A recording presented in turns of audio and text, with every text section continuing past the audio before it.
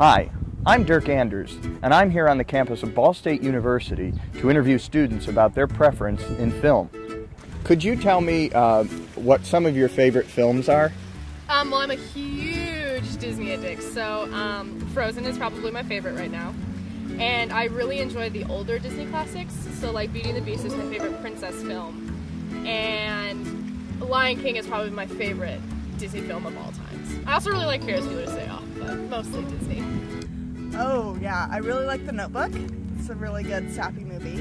And then I really love all of the Marvel ones, like Iron Man and the Avengers and the second Avengers. Like, those are some of my favorites. I really like The Princess Bride, Peter Pan, Perks of Being a Wallflower.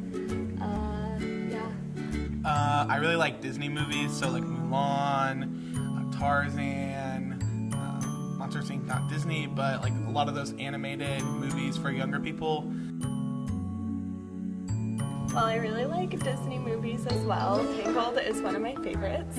I also am fond of like indie films, so I watch a lot of those as well, like what I can find on Netflix. Any specific titles? The last one I watched was Bear. It was really good. It had Is it, let me take a guess, about a bear? It's not actually about a bear. What is it about? It's about this girl who lives in a small town and would like to get out of it. And she gets herself into some trouble along the way. Sounds like an excellent film. Is there perhaps another female character in that movie? Yes, there is. And do they talk about anything other than men or relationships? They are lesbians together. Bingo! Could you tell me if there were two females in that movie with names who had a conversation that was not about men or relationships or sex? There were two females who were strong characters, but they didn't have a conversation together. They only talked to men. Blech. Okay, so there's this thing called the Bechdel test, and basically it's a way to test a movie to see if women are represented fairly in the movie. So there are a couple things that have to happen. First, there have to be two women in the film, and they have to have a conversation at some point that does not concern the opposite sex or a relationship or sex in general. So I'm going to give you three movies, Okay.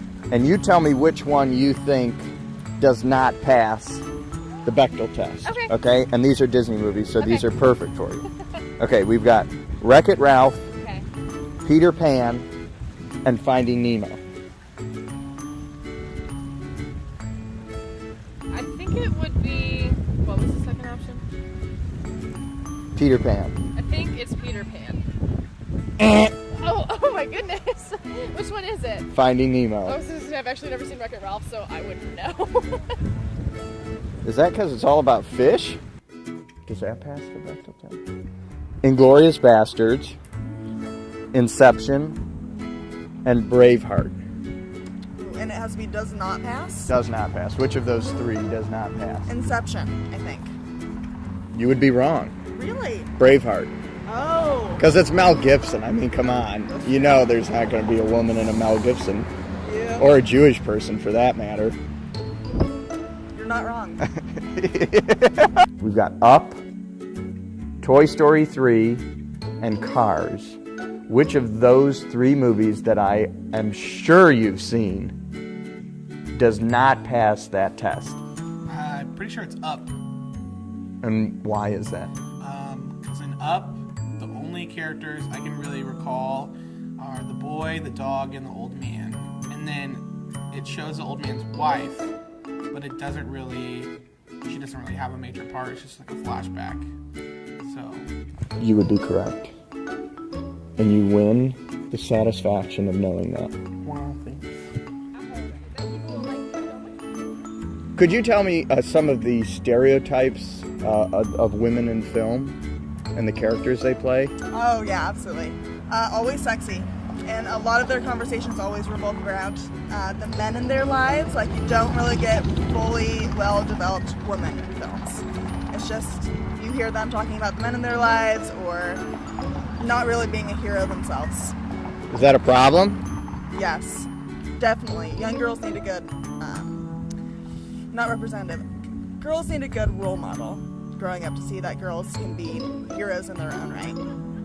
And additionally, I mean, it's just bullshit that people think that men can be the only heroes around. Women do amazing things all the time. They're always a damsel in distress, and they are always like waiting for a guy to come rescue them and make their life better. That's definitely a huge stereotype.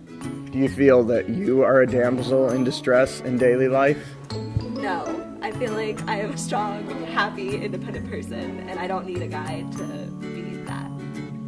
So you'd like to see that in film? Yeah, I feel like that'd be a really good thing, like about a girl who like just finds her way on her own, like in How to Be Single. That was a good movie.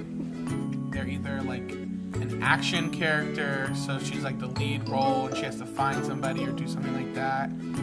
There's the mother, grandmother figure, a daughter, a sex symbol, so she's like a sex prize. Yeah, I feel like a lot of times they're either like portrayed as kind of dumb and like hypersexualized or as like moms.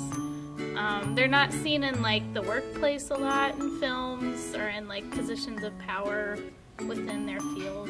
Do you know any female directors? I don't, actually. I don't. Do you think any female directors have ever touched a camera? Yes? I don't know. I would hope so. My goodness, yes. No. I cannot. Probably not. Hearing none, moving on. Not off the top of my head, I think I know of Jennifer Neeson, maybe. She's done some documentary work on women. But otherwise, I don't know of any off the top of my head. Some very important documentary work from that woman. Yes. Never heard of her. It's a problem. What are your thoughts when people say there should be more females in movies?